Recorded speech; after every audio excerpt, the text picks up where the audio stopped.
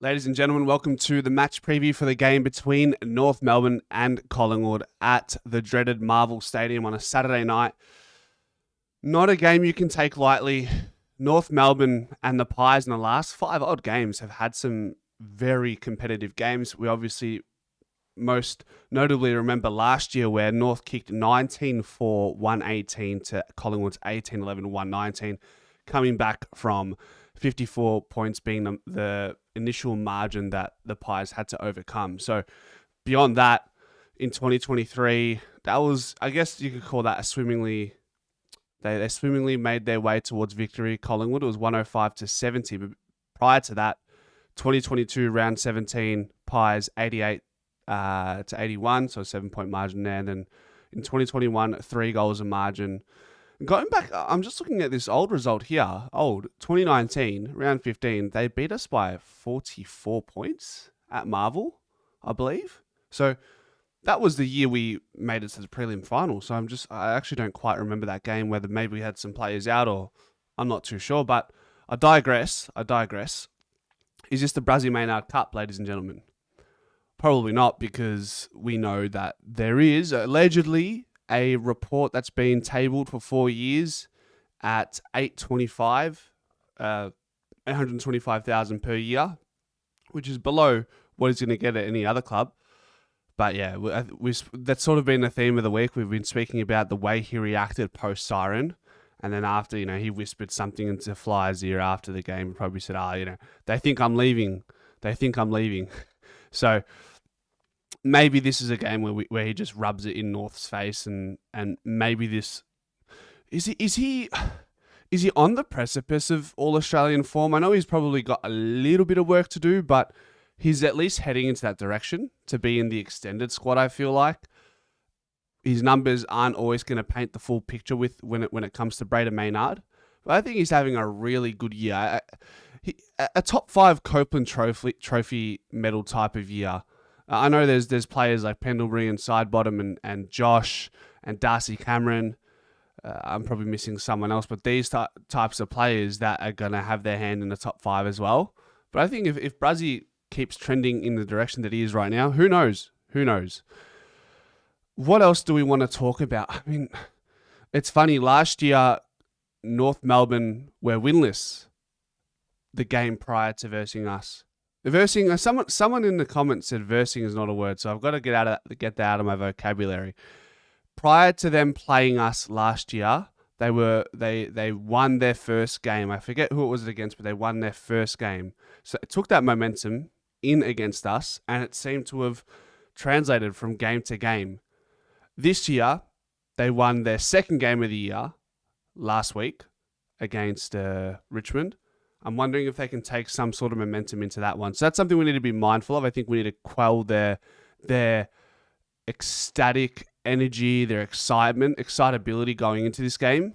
And it's a really big fixture. They're going to be really pumped to be a part of it and get a really good crowd at Marvel where it will probably fill out. So these are the things we have to be mindful of going into the game. When you're spearheaded by Nick Larkey, you don't need many chances going inside 50, and that talks to their, I suppose, what are the inside 50s like this year? Let's see. Do we have that stat here? Disposals, inside 50s. So they don't get it in a bunch, 46 inside 50s per game, but their goal accuracy is quite high, and their goals per inside 50 is high as well. Higher than ours, by the way. So their goal accuracy is 53.8%. Ours is 46.5%. Shock. And then their goals per inside 50 is 26.2%. Ours is 24.9%. Anything above 25 is probably elite. I imagine they'd be number 1 in the league with that type of number. I can only imagine Adelaide might have a better statistic than that. Let me just clarify that for the stat junkies. Score. Where are you? What are we looking at? Scoring efficiency, goals per inside 50. Yeah, they're 4th. So you got Western Bulldogs above them, Adelaide the next, and then Geelong next, all within the 1% of each other. So it's very tight knit there. So a lot of that comes from the fact that if they target Nick Larkey, he's probably going to win a contest. He's that good on the lead. He's that good going back, and when he takes a mark, he doesn't miss. So that's something we need to be mindful of. I'm intrigued to see. One, we'll find out a little bit later today, if not already, whether Darcy Moore is available. Do we want to see Billy Frampton or Nick Larkey? I don't know. We'll see. Obviously, Billy Frampton's been in immaculate form this year, but yeah, Nick Larkey it's a tall order, but in the same breath, I mean, Frampton's handled Curnow, Mackay. Who else have we versed that have had some really good forwards? I mean, we're talking about the Taylor Walkers and the Riley Thilthorpes of the world that we were concerned about going into the game against Adelaide. So I guess, yeah, maybe we can see a bit of Nick Larkey and Billy Frampton action. Why not? Any other players we kind of want to keep an eye on going into this game? Tristan Sherry versus Darcy Cameron. Wow, that is going to be a serious matchup. I feel like Darcy Cameron has got the W over De Koning. Who else was a significant ruckman that he sort of looked after? Brodie Grundy was handled.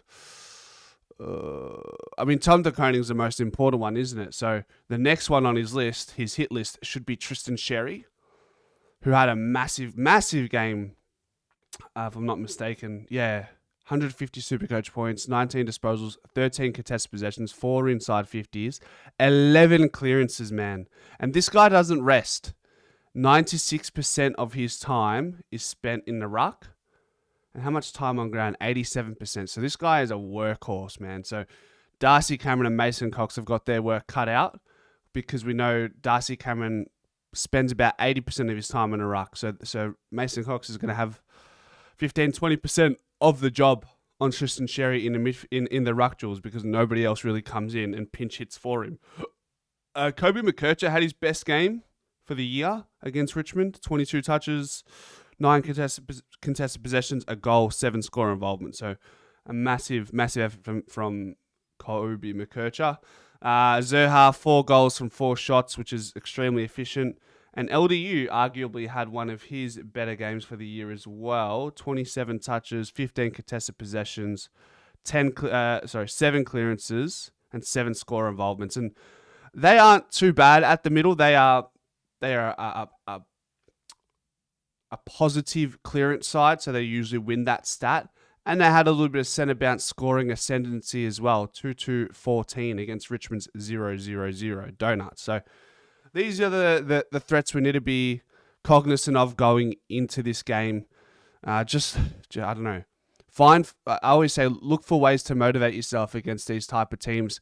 Is it the type of week where you do bring in a Charlie West or a Di Mattia or a Will Parker just to give you some energy, bring in some players who will lift the crowd, who will lift the team, who want to prove themselves? I feel like that goes a long way. So yeah, we'll see how it goes. I'm looking forward to it. And yeah, we'll see you guys later for Moving the Magnets. What do we got? Pre-game show early Saturday, and then we'll be here for the post-game show Saturday night. So until then, go Pies.